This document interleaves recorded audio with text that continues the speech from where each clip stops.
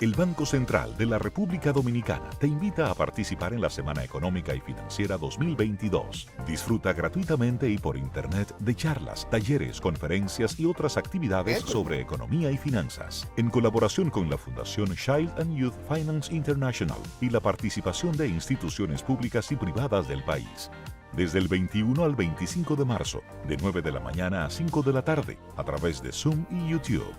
Para más información te invitamos a consultar nuestra web, bancentral.gov.do. Banco Central de la República Dominicana.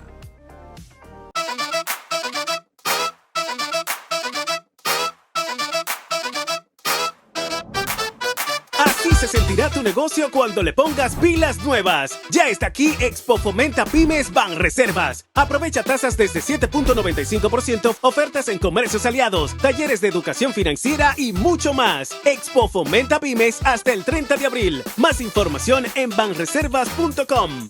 Banreservas, el banco de todos los dominicanos.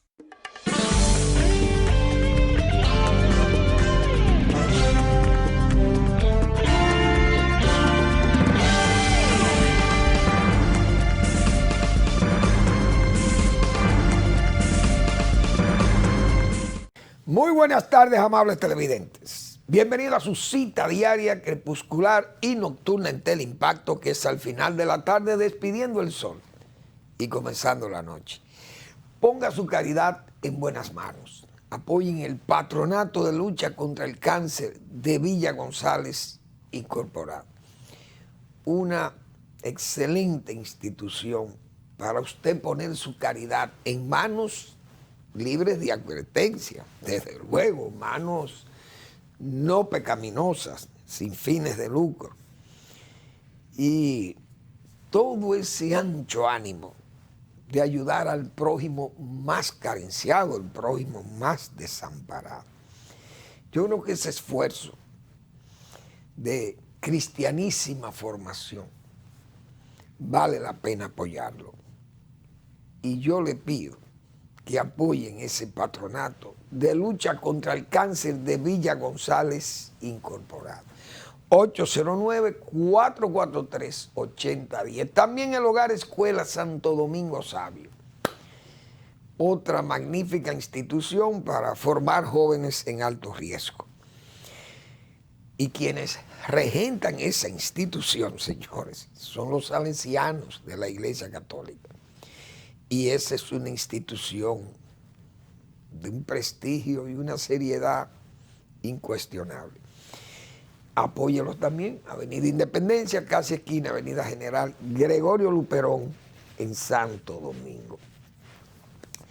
Bueno, ayer tarde, señores, la sociedad nacional fue impactada, no hay duda, por la muerte súbita, así, de doña Rosa, o de Rosa, como también yo cuando le conocí, como hace tantos años, Rosa estaba joven y siempre con ese carácter tan afable, tan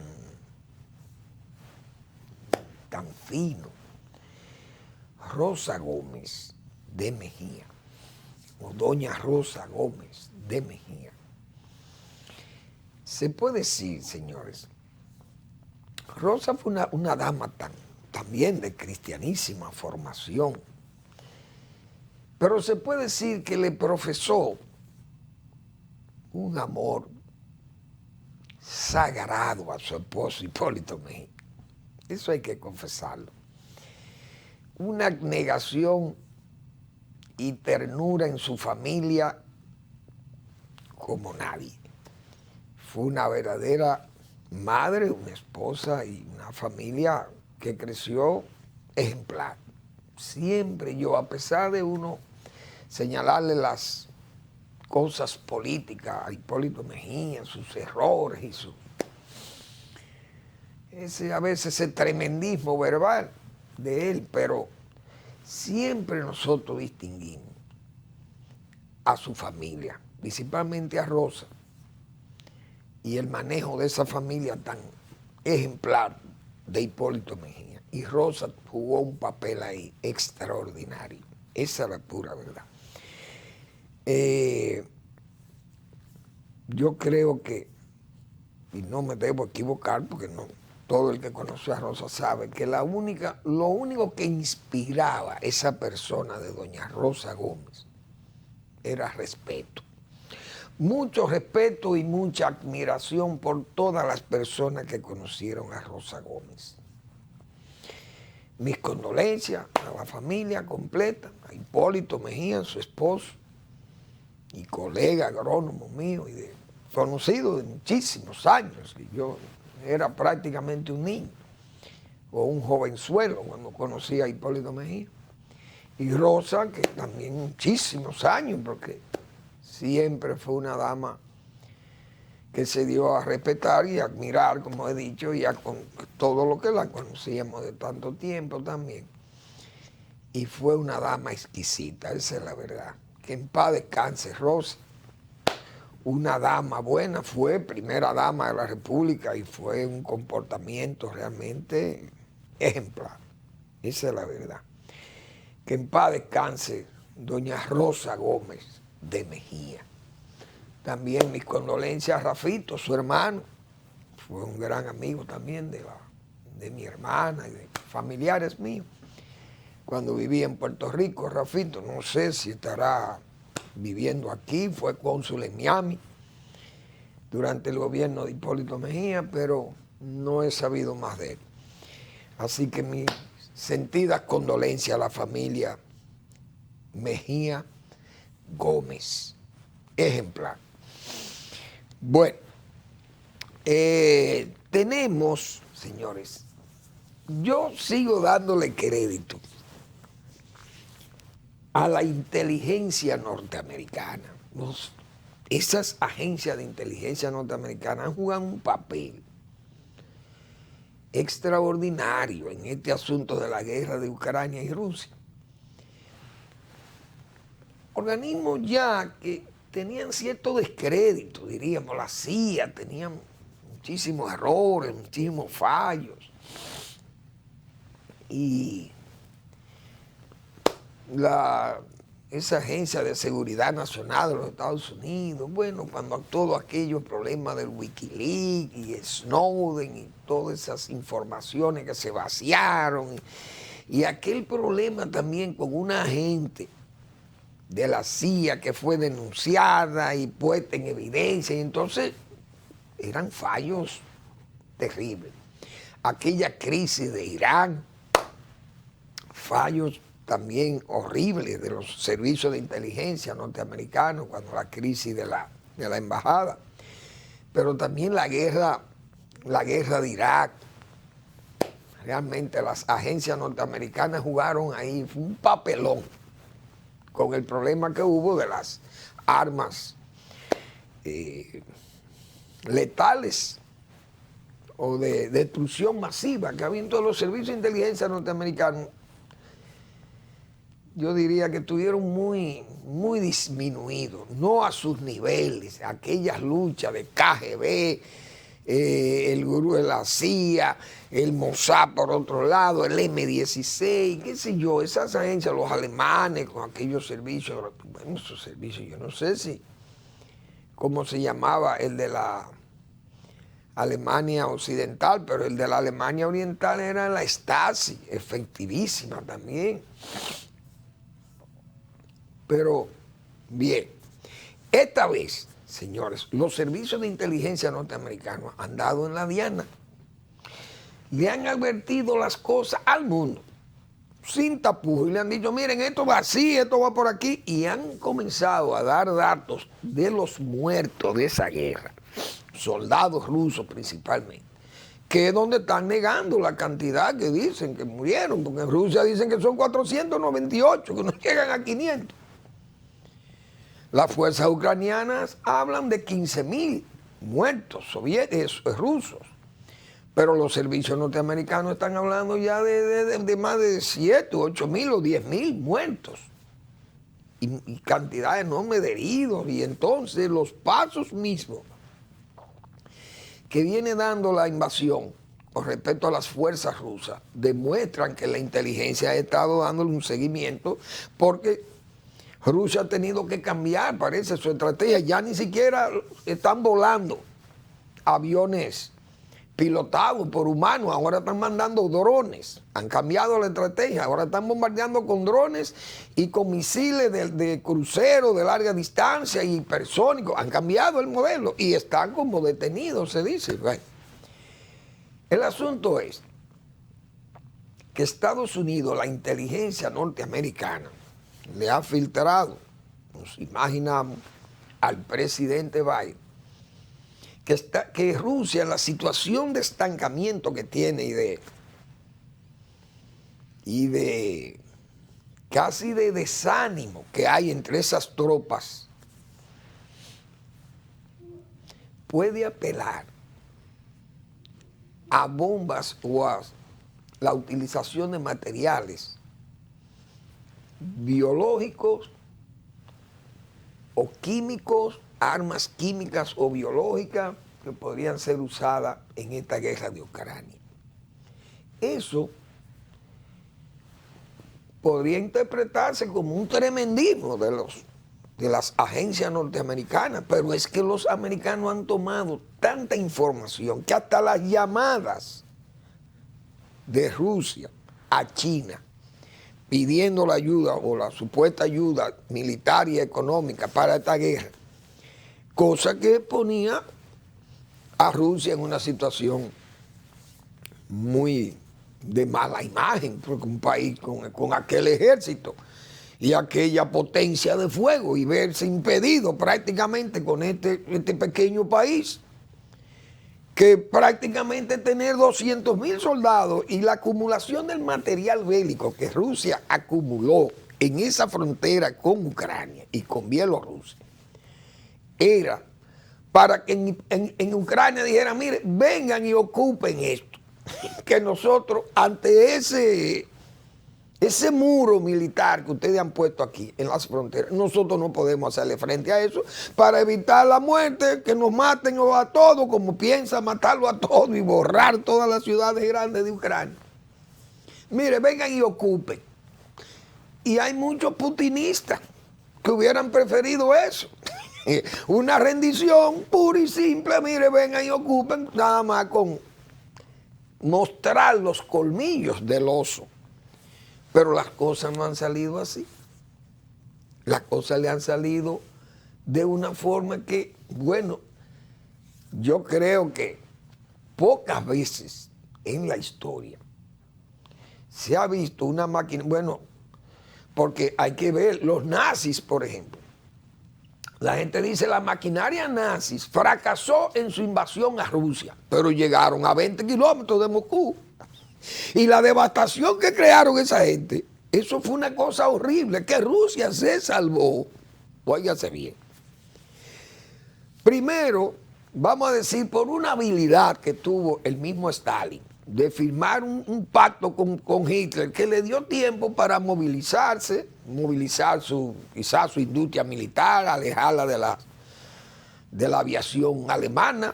Pudo, un país tan grande como es Rusia, pudo alejarla de Moscú y de esas zonas cercanas, sacarla del área europea y llevarla al área asiática de Rusia. Bien.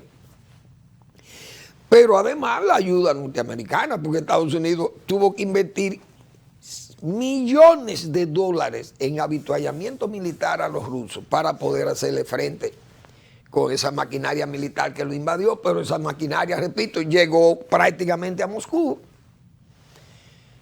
Otra, Napoleón en el siglo XIX. Decía yo ayer que Napoleón llegó a Moscú y cuando llegó a Moscú no tenía ni agua para sus tropas, porque los rusos le pegaron fuego a 3/4 partes de Moscú. Es decir, prefirieron devastar a Rusia para que Napoleón no conquistara nada. En resumen, Napoleón fracasó en esa gestión porque no pudo conquistar a Rusia. Y después el zar creo que era Alejandro, que se llamaba Alejandro I. Entonces, para burlarse de Francia, fue a París, como con 200.000 soldados rusos, que puso a Europa de nuevo, paró las orejas de todo el mundo en Europa, pero le hizo un desfile militar para demostrar la fortaleza de Rusia. Es decir, esas dos maquinarias avanzaron y fueron a Rusia. Esta era tan parecida a aquella, no voy a decir similar, porque la de los nazis, yo no sé, más de 1 millón de hombres, yo creo que fueron esa invasión. Pero con este equipamiento moderno, era para que en Ucrania se rindieran. Pero repito, la gente no se rindieron, no se han rendido. Y yo metí aquí, y ahora voy a usar este yo, pero no este yo enorme, este yo íntimo, ni nada de esas cosas. Pero ni me voy a regocijar de haber dicho eso tampoco. Pero yo decía aquí, antes de la invasión a Ucrania, dije yo, señores, Estados Unidos y Gran Bretaña van a probar unas armas ahí en Ucrania que le pueden crear muchas dificultades a Rusia. Decíamos nosotros aquí antes de la invasión. Digo, miren, ahí yo vi llegar unos cohetes o unos lanzagranadas y cosas, no sé, son unos lanzaproyectiles.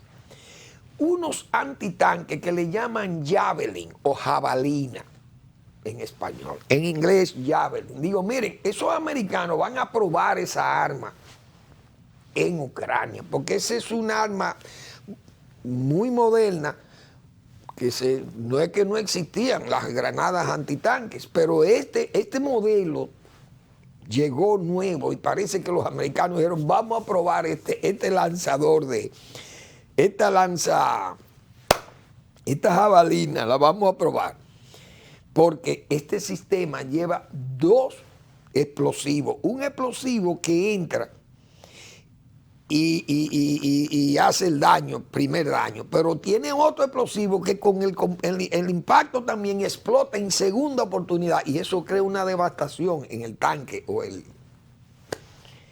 carro de combate o el camión, lo que fuera. Rusia, digo yo, no tenía tal vez anotado la capacidad de ese cañón, de esa arma, el Javelin, pero eso ha sido devastador y ya los ucranianos le llaman Santa Javelin, porque ha sido prácticamente la salvación y el freno a los blindados rusos. Pero hablé también de ese Stinger, de ese lanzador de misiles portátiles que lo usaron los americanos, se lo facilitaron desde la guerra de Afganistán a las guerrillas que luchaban contra el ejército soviético.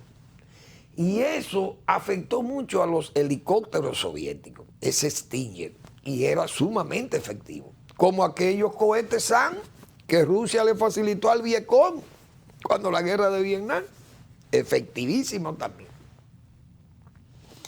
Digo, Estados Unidos parece que ha mejorado el Stinger y le van a llevar, y los Stinger han hecho un trabajo, señores, que hasta aviones han derribado. Aviones supersónicos de esos, de los Sukhoi, qué sé yo. Y los MiG, que son aviones de última generación en Rusia. Pero además, a los helicópteros lo han diezmado, a los helicópteros también soviéticos, rusos. Entonces, esas 2 armas han sido letales para el ejército ruso. Y decíamos nosotros, ustedes van a ver que los americanos van a poner en prueba esas armas, la van a poner en prueba contra esos blindados rusos. Y repito, no hay que ser ningún historiador ni ningún observador riguroso y ver todo lo que se ha dicho y las imágenes que se han pasado, y la realidad de esa guerra es que a Rusia le han dado, se dice, como dicen, con el cubo del agua a esos blindados, aunque aviación rusa y la artillería van a derribar todas las ciudades. La van a hacer igual que Alepo en Suiza o Grozny en Chechenia. Porque así es que trabaja el psicópata, asesino, que es el señor Putin y delincuente. Ahora le cantaron 9 años a Navalny. ¿Qué negaron ellos? Él negó que lo habían envenenado.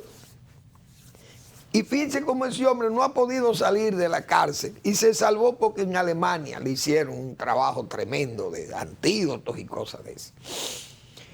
Pero vamos a la pausa y voy a seguir para cerrar ese comentario con una observación que podría convertir ese conflicto en un problema mayor. Vamos a la pausa.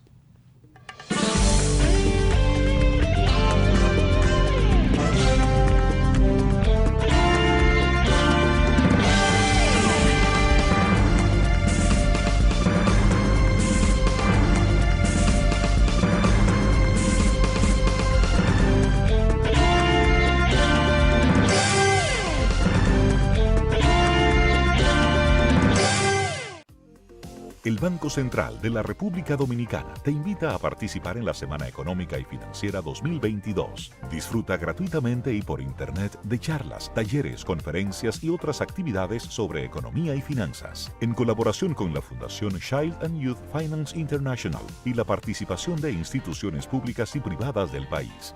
Desde el 21 al 25 de marzo, de 9 de la mañana a 5 de la tarde, a través de Zoom y YouTube.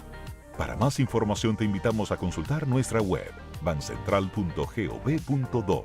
Banco Central de la República Dominicana. Así se sentirá tu negocio cuando le pongas pilas nuevas. Ya está aquí Expo Fomenta Pymes Banreservas. Aprovecha tasas desde 7.95% fijas hasta 3 años. Ofertas en comercios aliados, talleres de educación financiera y mucho más. Expo Fomenta Pymes hasta el 30 de abril. Más información en banreservas.com. Banreservas, el banco de todos los dominicanos.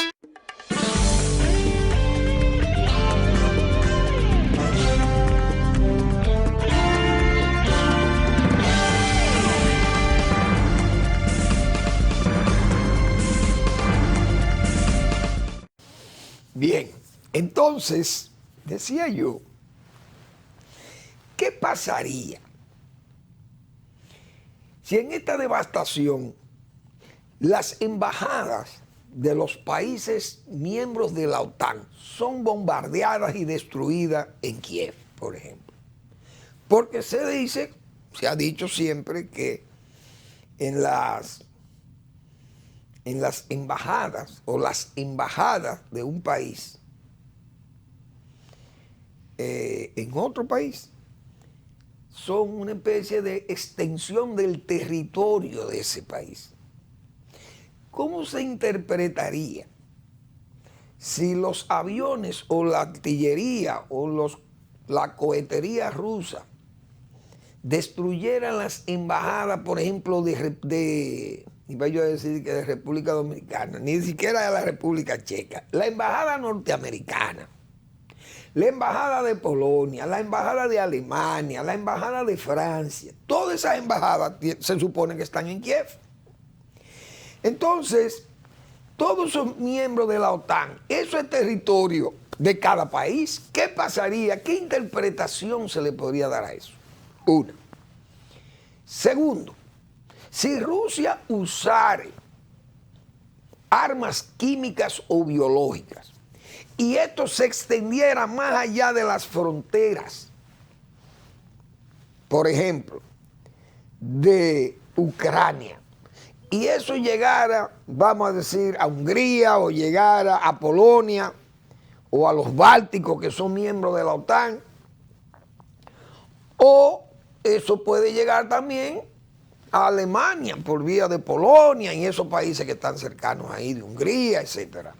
¿Qué pasaría si estas armas biológicas o químicas, los vapores, como se dice, llegaran a estos países?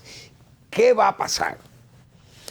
Entonces, esa guerra, aunque está limitada a Ucrania, si el psicópata tratando de ganar algún prestigio o algún espacio que lo que se vaya a desprestigiar más, porque en el momento que usa un arma química o un arma biológica contra un país pequeño, eso es denunciarse a sí mismo, porque eso sería prácticamente una derrota, ya otra derrota moral, pero esta sería la derrota, el descalabro moral de Rusia, si ese país tuviera que usar eso, armas químicas o biológicas.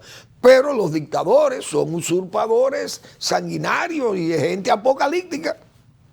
¿Quién sabe hasta dónde puede llegar este cabeza de ratón, como yo le llamo, al señor Putin? Un hombre que está prácticamente aislado, solo, y con todos estos oligarcas delincuentes que están preocupados porque sus fortunas están prácticamente retenidas o confiscadas en toda el área de Occidente. Es decir, es una situación que puede complicarse. Estados Unidos va a enviar una arma nueva a Ucrania, que es otra de las pruebas de laboratorio que yo decía antes de la guerra. Y me acordé ahora que es el dron kamikaze. Esa es otra arma que va a ser probada en Ucrania y que Estados Unidos la está facilitando, pero eso es caro. Incluso es un dron que se tira como si fuera un mortero, porque viene con las alas recogidas, y luego que eso sale, entonces abre alas y todo, y es un dron. Pero es un dron con una cabeza que busca el objeto caliente, qué sé yo. Y eso es una amenaza para lo que queda del área, diríamos, de los convoyes rusos. Eso será un arma a probar también ahí en Ucrania. Yo estuve viendo el asunto este de los Javelin. Ese cohete, ese misil que sale de ese misil portátil, porque es en el hombro. Pero yo creo que cada misil de eso vale como $70,000. Eso es muy caro. Ucrania, saben todo el mundo que no tiene ese dinero, pero Estados Unidos, Inglaterra y esos países están invirtiendo un dineral para eso, probando esas armas y para darle, como se dice, esa agua a beber al propio Putin. Porque ese país, repito, no podría defenderse Ucrania ante una maquinaria militar como la que presentó Rusia ahí. Pero estas 3 armas, señores, parece mentira, pero 3 armas portátiles tienen frenado al ejército ruso, que ha tenido que usar un bombardeo indiscriminado en áreas civiles, que ya también la inteligencia americana ha dicho que lo han hecho deliberadamente. Están destruyendo áreas civiles, matando gente a mansalva, tipo los nazis. Y entonces, ¿cómo usted puede acusar de nazi a quien usted lo está aplastando como hicieron los nazis, por ejemplo, en Stalingrado? Pero yo me acuerdo cuando yo leí la batalla de Stalingrado. Señor, esa cosa, eso uno leyendo aquello, eso deprimía a uno, ver y luego ver estas películas de los nazis pegándole fuego a todas estas aldeas rusas en ese camino devastador. Y a Ucrania la devastaron los nazis.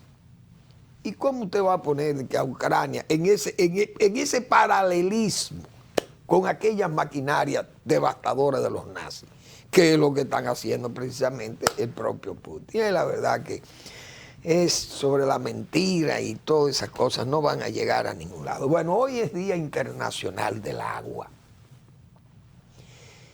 Y uno tiene que estar preocupado. Todo dominicano debe preocuparse. Nosotros, que tenemos una formación académica que tiene que ver con el agua y la tierra, porque nosotros los agrónomos tenemos que vigilar, cuidar del agua, porque la tierra sin agua, eso no vale nada, eso es un secarral. Un secarral que no se daría nada allí si no hay agua. Nosotros siempre, como técnico agropecuario, hemos estado sugiriendo esas cosas porque estamos, repito, entrenados, formados en que tenemos que fomentar el árbol, fomentar el cuidado de las cuencas y también lo que es los ríos, la reforestación de las orillas. Yo dije aquí, cuando nosotros entramos a la universidad, hace muchos años, siempre he recordado con muchísimo gusto esa primera experiencia que tuvimos aquel grupo de novatos, muchachos de 17 y 18 años, que el decano de la Facultad de Agronomía y Veterinaria de la UNF fue el doctor Héctor Luis Rodríguez Jiménez, que en paz descanse. Héctor Luis, la primera jornada que nos llevó a esos estudiantes, que nunca habíamos sembrado un árbol, porque éramos jóvenes que no teníamos tal vez la vocación de estudiar esa carrera, pero uno no tenía esa cultura de sembrar árboles y cosas de eso. Y él, Héctor Luis Rodríguez, nos llevó a Isa y el Jaina, esos ríos de ahí, a una campaña de reforestación, y fuimos los estudiantes de agronomía y de veterinaria. Esa fue una primera jornada, y luego volvimos a otros sitios para crear conciencia en nosotros de que el árbol y las riberas de esos ríos había que proteger. Eso deben ser unos árboles enormes, si pudieron crecer, si lo dejaron crecer. Tienen que ser árboles que hoy no se pueden abrazar, porque hace muchos años de eso. Ay, Dios mío. Y eso fue una jornada que a mí siempre me quedó eso grabado. Entonces uno ve Día Internacional del Agua. Ustedes saben la bla, bla, bla que se ha hablado del agua en este país. Los gobiernos que vienen y ofrecen y dicen, y bueno. Balaguer, que fue nuestro maestro, comenzó a darnos clases de agua. Digo yo, ¿cómo? Cuando Joaquín Balaguer paró el bosque, paró el aserradero del bosque, lo paró Balaguer por decreto, por ley. Creó la Dirección General Forestal, etcétera, etcétera. Entonces, además de eso, Balaguer comenzó a concienciarnos a nosotros, diciendo, señores, el agua hay que almacenarla, cuidarla, almacenarla porque la van a necesitar mañana. Pero pocos hacían conciencia de eso, se reían de Balaguer, colosal, esa obra faraónica, que son obras de ¿cómo le llamaban? Suntuarias, obras de relumbrón. Esos eran los adjetivos que se le ponían a esas obras de Balaguer, de las presas, que para qué hacer estas presas tan grandes, que hagan presas pequeñas. Y Balaguer callado. Vean el resultado de aquellos años cuando ese señor comenzó a hacer esa inversión social con ahorro interno. Ahora, miren el resultado hoy, que no hemos, o sea, estamos vivos, se puede decir, porque esas presas, esos lagos están ahí como una garantía, donde podemos almacenar millones, decenas de millones o miles de millones de metros cúbicos de agua que tenemos nosotros ahí, que en tiempo de sequía nos sirven, en tiempo de estiaje nos sirven bastante, no solamente para el riego, sino para el agua de los acueductos o el agua industrial. Entonces, nosotros tenemos esas preocupaciones. Hemos dicho, señores, los mineros hoy se destacan las minas. Pues yo tengo los periódicos aquí, por ejemplo. Me gustó que la Vega Real, grande y confiable, que es una cooperativa, nos trajera estas imágenes, esta página, que pagó esta página del periódico, y nos trae esas imágenes que nosotros muchas veces hemos hablado de ellos. Falcon Bridge. Miren arriba, miren la devastación, cómo es que dejan las lomas. Ahora, las de abajo, el río y esa montaña preciosa. ¿Dónde es eso? Señores, esa es la loma. ¿De dónde? De Miranda. Eso es Miranda, Loma Miranda, dice ahí. Loma Miranda. Bueno, aquí yo creo que en esta cámara quizás se puede ver mejor. Loma Miranda es La Vega Real, esa cooperativa, excelente trabajo. Conmemoración del Día del Agua. Utilizar todas las herramientas a nuestro alcance para gestionar mejor el agua es el único camino para lograr conservar y maximizar el recurso más preciado para la humanidad y el más castigado por el ser humano. Muy bien. Aquí hay un material que creo que lo publica. Celebremos el agua, pintura popular, excelente, muy bien. Saludamos ese esfuerzo. El agua vale mucho para nosotros, dice Barrigol. Y es verdad que vale para ellos. Ahí nos presentan esta página, muy bonito. El agua vale mucho para nosotros, por eso siempre la cuidamos. Manuel Fermín ha dicho que para hacer 1 kilo de oro se necesitan 375,000 litros de agua. ¿Ustedes están oyendo? Eso no es poca cosa. Por eso es que Barry dice que cuide el agua, porque la necesitan, pero esa agua nosotros, por eso es que yo le tengo miedo a esa minería, porque es que eso gasta agua y además contamina las aguas y los acuíferos. Y yo no soy partidario de la minería, de lo que yo soy partidario es de la agricultura, porque la minería se agota y nos quedamos sin agua o con agua dañada, pero con la agricultura no, porque la agricultura nos va a mantener dándonos alimentos como tenemos nosotros 500 años recibiendo el beneficio de esa tierra aquí, los que estamos nuevos en esta tierra, porque los que estaban aquí vivían de esta tierra también, los indígenas, por miles de años, quién sabe. Entonces, a mí no me gustan esas mineras, por eso mismo. Ahora, Falcon Bridge debe estar por ahí también. Pero esas se necesitan 175,000 litros de agua también para producir el ferroníquel. Y entonces a eso, por eso saludo ese mensaje de La Vega Real, de la cooperativa de La Vega, que nos pone ahí a Miranda ahí abajo con su río y todo, y arriba lo que es La Peguera, o tal vez Ortega, la loma de Ortega en La Vega. Así que nos quedan las lomas a nosotros, pero nos viven diciendo del agua y cuidar el agua. Muy bien. Así mismo es. Bueno, entonces, ¿qué hay? El gobierno dominicano, comenzando el gobierno, se hizo una mesa de agua.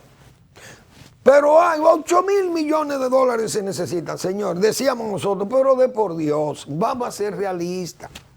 No prolonguen esa cosa, no proyecten eso con tanto dinero y tampoco de dónde van a sacar el dinero, pero hay que anunciar.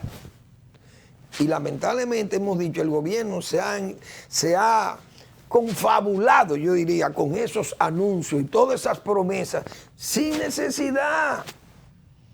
¿Por qué yo digo sin necesidad? Porque el gobierno tiene que hacerle frente a problemas que son problemas inmediatos con respecto al agua.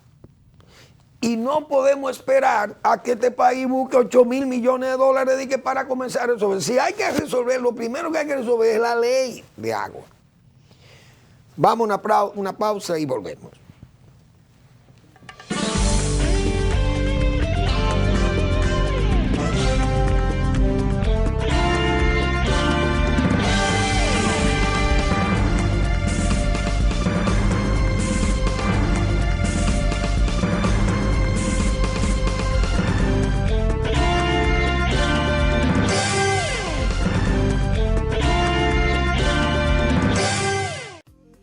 El Banco Central de la República Dominicana te invita a participar en la Semana Económica y Financiera 2022. Disfruta gratuitamente y por internet de charlas, talleres, conferencias y otras actividades sobre economía y finanzas, en colaboración con la Fundación Child and Youth Finance International y la participación de instituciones públicas y privadas del país.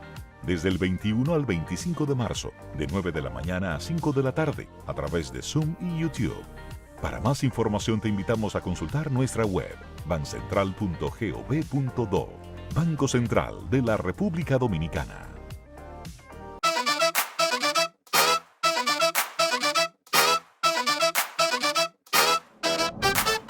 Así se sentirá tu negocio cuando le pongas pilas nuevas. Ya está aquí Expo Fomenta Pymes Banreservas. Aprovecha tasas desde 7.95%, ofertas en comercios aliados, talleres de educación financiera y mucho más. Expo Fomenta Pymes hasta el 30 de abril. Más información en banreservas.com.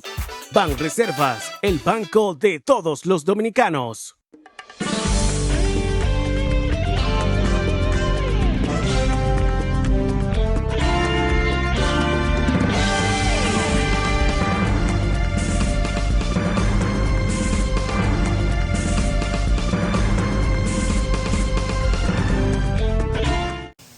Bien, con este asunto del agua, seguimos, porque es un tema que nosotros siempre lo hemos tratado aquí, siempre habíamos dicho, señores, muchos barcos, esos barcos rusos, decía yo hace muchos años aquí, esos barcos rusos que transportan petróleo, aquellos supertanqueros, probablemente mañana esos barcos lleguen cargados de petróleo y tengan que irse con algunos compartimientos llenos de agua para llevarlo a Europa o quién sabe a dónde. Porque el agua va a ser un bien más escaso que el petróleo y todo eso, como estamos viendo ahora, si se van a poner las cosas con el agua. Entonces el gobierno dominicano, repito, tiene que trazarse, si se va a trazar por un programa de ayudar a la agricultura y al agua, tienen que comenzar, pero no queremos seguir hablando. Hace un año, cuando se celebró el Día del Agua, se habló de esos 8.000 millones de dólares. Ya se cumplimos otro año. ¿Y qué se ha hecho? Pregunta Manuel Fermín. Primero, se anuncian muchísimos planes. El presidente va a la feria agropecuaria y anuncia muchísimas cosas ahí, que va a hacer de todo. Entonces necesitan 180 millones de dólares. ¿De dónde va a salir el dinero?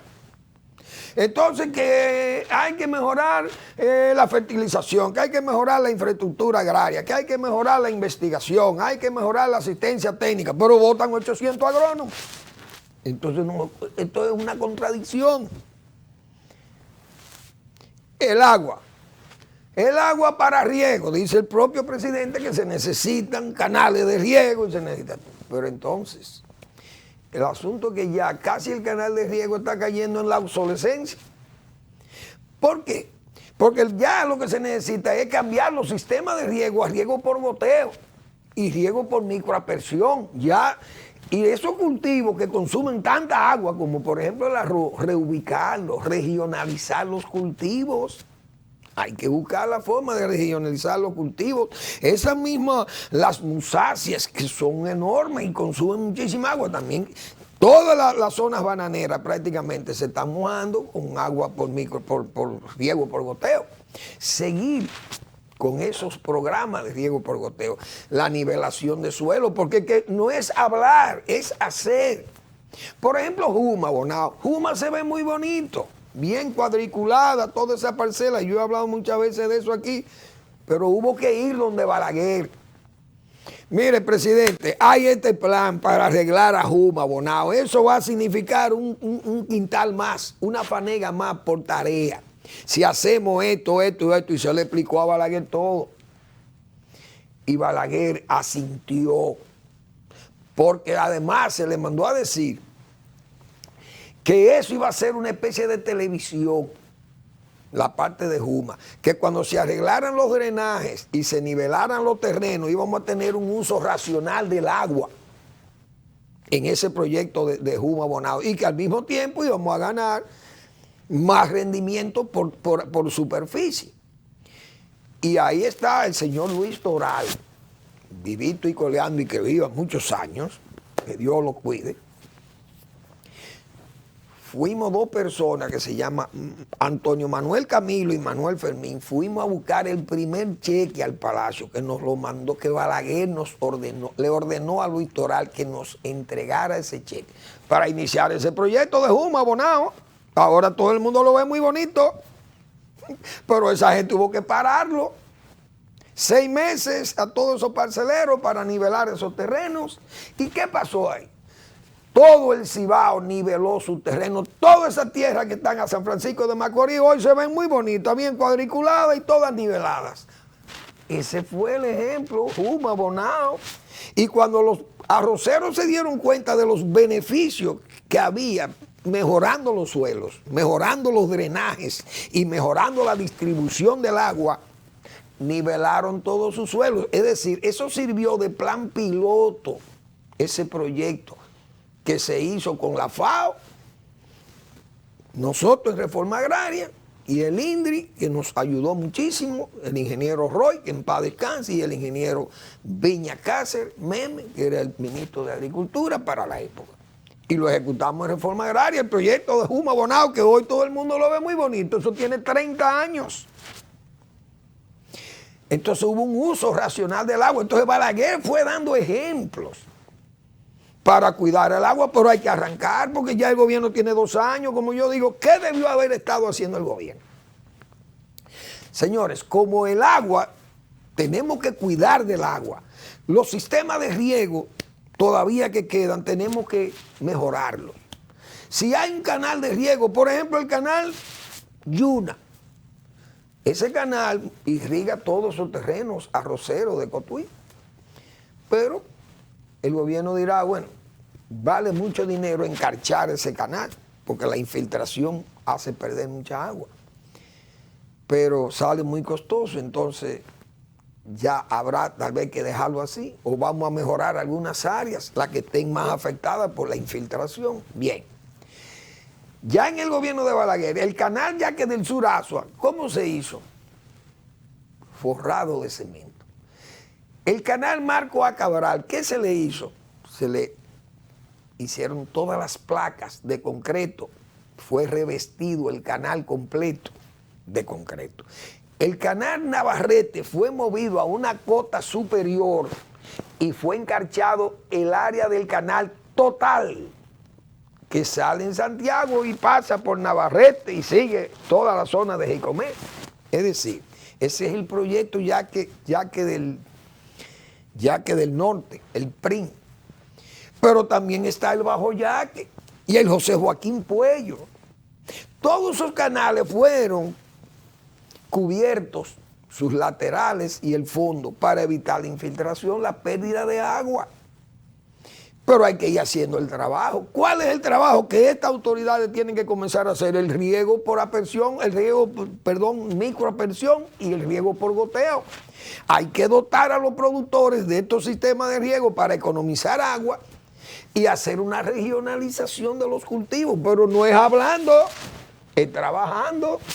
Hay que bajarse a trabajar. Entonces quedamos en promesas.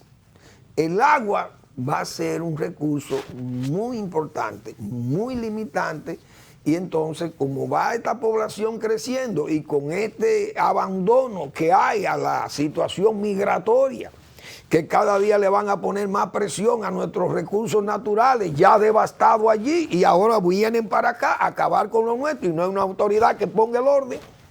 Imagínense ustedes qué es lo que le espera a este país, a las generaciones futuras de este país. ¿Qué le espera si se están degradando las fuentes pluviales o fluviales del país? ¿Qué nos espera? Un desarrollo turístico en expansión. Aquí hay unas informaciones que yo quiero compartirlas con mis amables televidentes. ¿Cuál es el uso? Hoy esta es una información que trae el Listín Diario, muy buena, dedicada al Día del Agua. Demanda de agua en República Dominicana por sectores en millones de metros cúbicos por año. Oigan bien, Agua potable demanda 679.86 millones de metros cúbicos de agua. Y eso, que la población, y aquí tenemos más de la mitad de la población no tiene acceso al agua potable. Porque todo el mundo sabe los problemas que hay de agua potable en este país. Riego, ese es el problema. 6.429.85 millones de metros cúbicos de agua necesita la agricultura, señores. Eso es mucha agua. Óiganse bien. Pecuaria, léanla ahí, también hay que sumarse a la agricultura. 538 millones de metros cúbicos. Ecológica, 3.675.60. Industrial, 259 millones de metros cúbicos. Y el turismo, 21 millones 43. Total, 11.604 millones de metros cúbicos de agua por año es la demanda de todos esos sectores, es decir, del país. Nosotros tenemos que preservar esto, señores, hacer que eso crezca. Porque con lo que viene del estado del clima y estas degradaciones que hay, miren, anoche, porque ese bla, bla, bla, que tenemos que actuar. El Ministerio de Medio Ambiente ha hecho muchísimo apaviento con el cuidado del medio ambiente. Entonces un coronel de la policía que se hace llamar y que Marte Palavé, oigan bien, Palavé, oiganle el apellido, eso es seguro que es un apellido montado, puesto. Si es un dominicano, tiene un segundo apellido, pero si es de origen haitiano, ese señor se puso Palavé como segundo apellido, el apellido de su madre, Palavé. Porque ¿quién conocía de apellido Palavé en este país? Nadie. Ese es el único apellido que yo he visto de Palavé. Pues bien,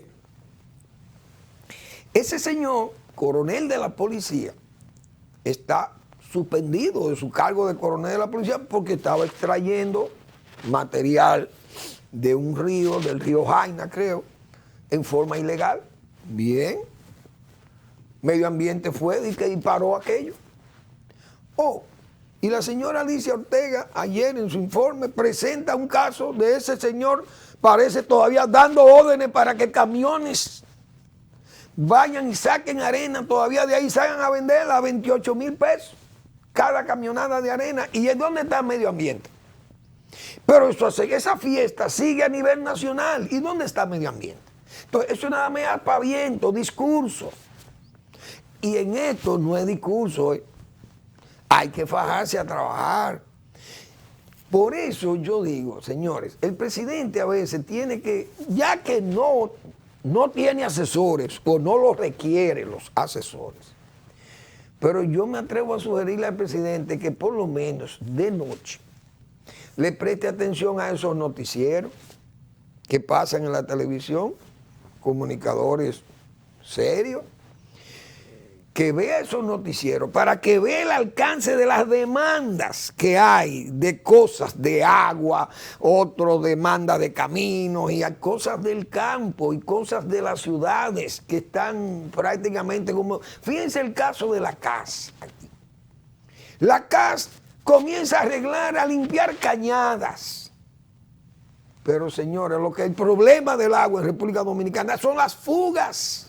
En la capital vamos a arreglar fugas, porque las pérdidas, después de que es un agua tratada, que le cuesta mucho dinero a la CAS tratar el agua para hacerla potable, y que esa agua se pierda por daños en tubería, infiltraciones, fugas, malas las juntas, malas las tuberías, etcétera, etcétera.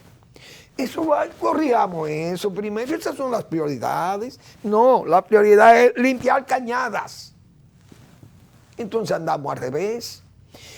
Por tanto, yo creo que hay que ponerle atención a este asunto del agua. Y el gobierno que ha hablado de planes, y se hablan de esos planes, pero el problema no es de planes, que de plan, pero es la ejecución de los planes.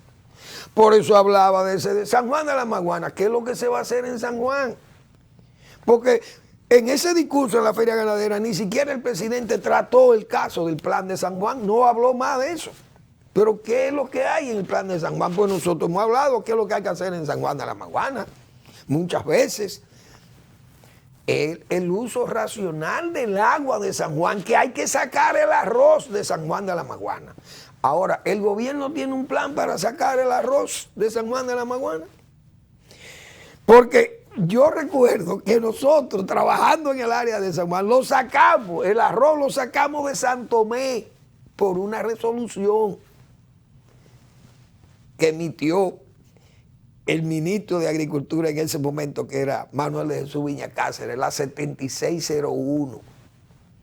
Y nosotros hicimos cumplir esa resolución en San Juan de la Maguana, erradicando el cultivo del arroz en el área de San Tomé. Pero después que uno se va del poder, como dicen, vienen otros y hacen lo que le da la gana. Y así probablemente no vamos a llegar muy lejos. Gracias por su atención. Nos vemos mañana en otra entrega de A Final de la Tarde, despidiendo el sol y comenzando la noche.